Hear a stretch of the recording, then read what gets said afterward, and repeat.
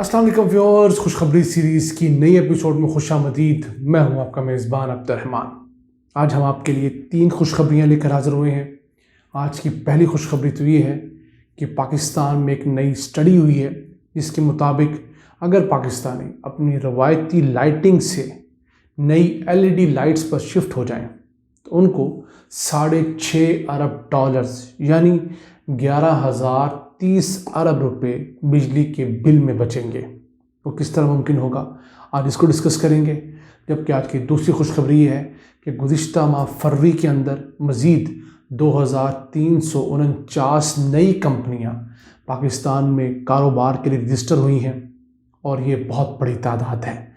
नून league के दौर में औसतन हर माह 1,000 कंपनी रजिस्टर होती थी, अब ये 2,000 से ज़ायद कंपनियां रजिस्टर होती हैं। जबकि आज की तीसरी खुशखबरी है कि कॉमसेट बहुत बड़ा पाकिस्तान का एक जो एजुकेशनल इंस्टीट्यूट है, हुकूमत ने उसका कैंपस कोहाट में खोलने का ऐलान किया है। उस सिलसिले में बजट भी रख दिया गया है और ये हमारी जो साबिक फाटा की एजेंसीज जो अब अजला बन चुके हैं उनके तालिब इल्मों के लिए एक बहुत बड़ी खुशखबरी है। तो ये चलते हैं पहले बिजली के मामले की तरफ, क्योंकि बिजली बहुत महंगी है।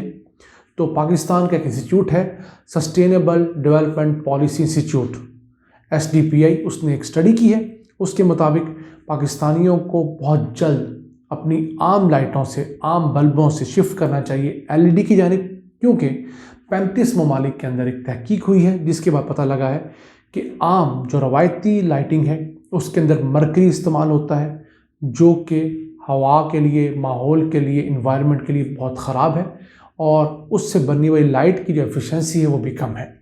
जबकि LED लाइट्स जो हैं, जो कि आजकल इन है, उसकी वजह से बिजली ज़्यादा बचती है और लाइटिंग भी ज़्यादा होती है। उस सिलसिले में पाकिस्तानियों को, आम सार्फिन को ये तजवीज़ दी गई है और हुकूमत को भी कहा गया है कि वो आवाम को इस तरफ राग़िब करे कि वो फौरी तौर पर अपने घरों के अंदर जो लाइट्स हैं उसको LED लाइट से शिफ्ट करें। यहाँ पर हुकूमत के लिए करने का काम यह है कि LED लाइट्स आम बल्बों से, जो ट्यूब लाइट्स हैं उनसे महंगी है, तो हुकूमत को उस पर सब्सिडी देनी होगी ताकि मुल्क के अंदर उनकी प्रोडक्शन बड़ी तादाद में शुरू हो, लोग LED पर शिफ्ट हों।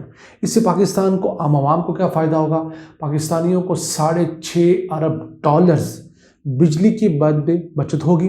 अगर इसको $175 के हिसाब से मल्टीप्लाई करें तो ये 1130 अरब रुपए बनते हैं। कोई छोटी रकम नहीं है। अभी भी हमारी जो स्ट्रीट्स लाइट हैं, जो बड़ी लाइट इस्तेमाल होती हैं हाई इंटेंसिटी डिस्चार्ज वाली, वहाँ पर मरकरी वाली लाइट इस्तेमाल हो रही हैं जिसकी वजह से बहुत ज़्यादा बिजली कंजम्पशन है और बिजली का बिल भी ज़्यादा आता है। यहाँ पर हुकूमत को एक और काम करना चाहिए। जो ये चाइना से धड़ाधड़ हम LED लाइट्स इंपोर्ट कर रहे हैं जबकि वो बहुत कम क्वालिटी की हैं, तो उसके लिए मिनिमम एनर्जी परफॉर्मेंस स्टैंडर्ड्स जो हैं उनको इंश्योर करवाना चाहिए।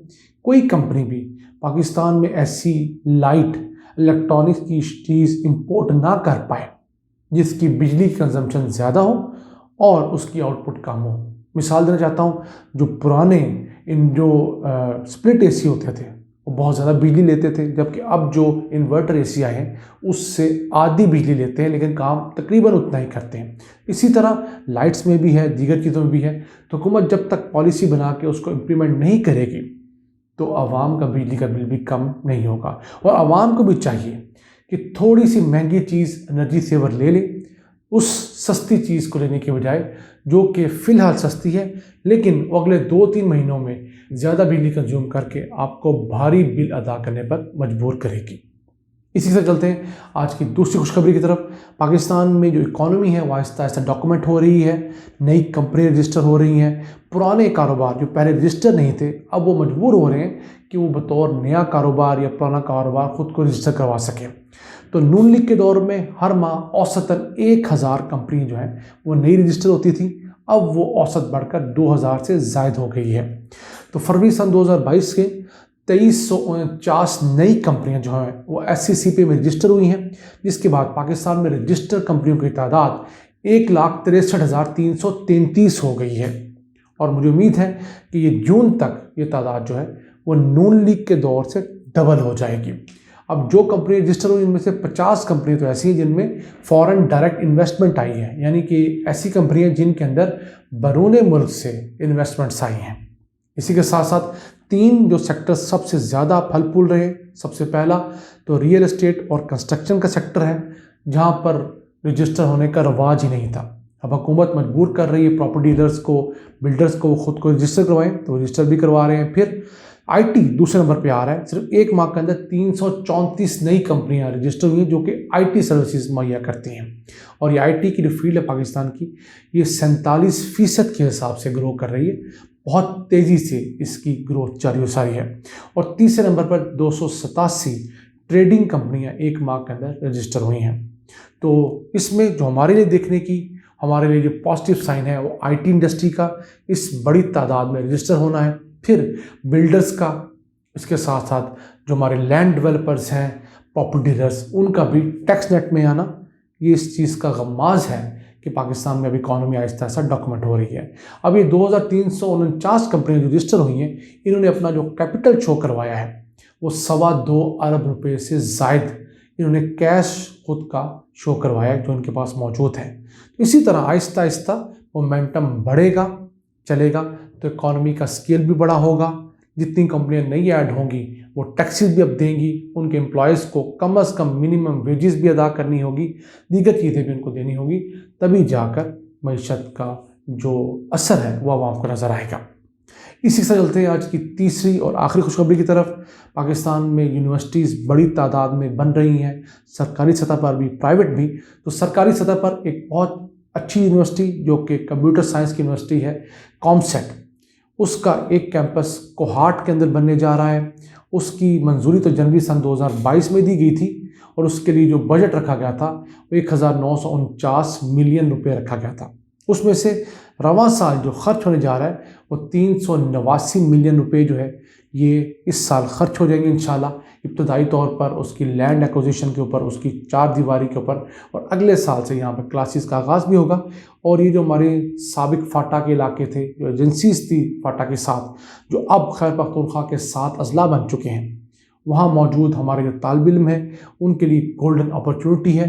وہاں پر ایک سائنس اینڈ ٹیکنالوجی کی یونیورسٹی ایڈ ہونے جا رہی ہے، جس سے نہ صرف وہاں پر تعلیمی سرگرمیاں شروع ہوں گی بلکہ انوویشن شروع ہوں گی، وہاں پر انڈسٹری لوکیٹ ہونے کا سوچے گی۔ کیوں؟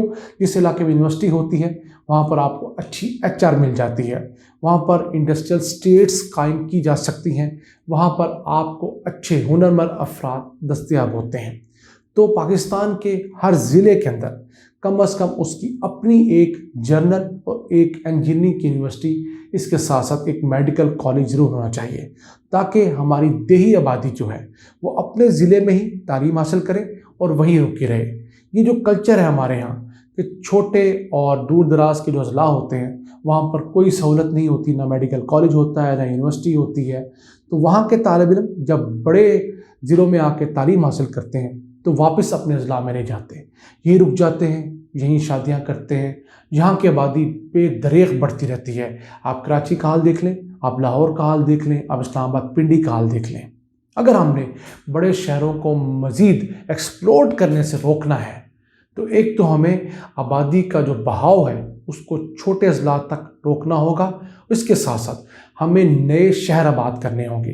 یہ جو نئی سوسائٹیز آباد کرنے کا کلچر ہے پرانے شہر کے اندر ہی، اس پر ایک قدغن لگانی ہوگی، اور پھر نئے شہر بالکل ایک شہر سے 40-50 کلومیٹر کے فاصلے پر نیا شہر آباد کرنا ہوگا۔ اس شہر کو فلی آپ کو آتھورائز کرنا ہوگا، اچھی ڈیولپمنٹ دینی ہوگی۔ پھر دونوں شہروں کو کنیکٹ کرنے کے لیے آپ ہائی سپیڈ ریلوے کے کنیکشن دے دیجئے، میٹرو کے کنیکشن دے دیجئے، تاکہ لوگ صبح آئیں اور شام کو اپنے گھروں کو واپس چلے جائیں، جیسے کہ لنڈن میں ہے۔ لنڈن کے قریب آپ کو کئی شہر ملتے ہیں، ریڈنگ وغیرہ، وہاں سے لوگ آدھے گھنٹے کی مسافت پر سب وے کے ذریعے لنڈن میں آتے ہیں، کام کرتے ہیں، شام کو واپس اپنے سبب والے جو شہر ہے وہاں چلے جاتے ہیں، تو لنڈن کے اوپر برڈن کم ہوتا ہے۔ یہی ایک طریقہ ہے کہ پاکستان میں جو آبادی کا بڑھتا ہوا رجحان ہے شہروں کی جانب، اسے روکا جائے۔ ان الفاظ کے ساتھ اپنے میزبان عبد الرحمان کو اجازت دیجیے۔ اللہ نگہبان۔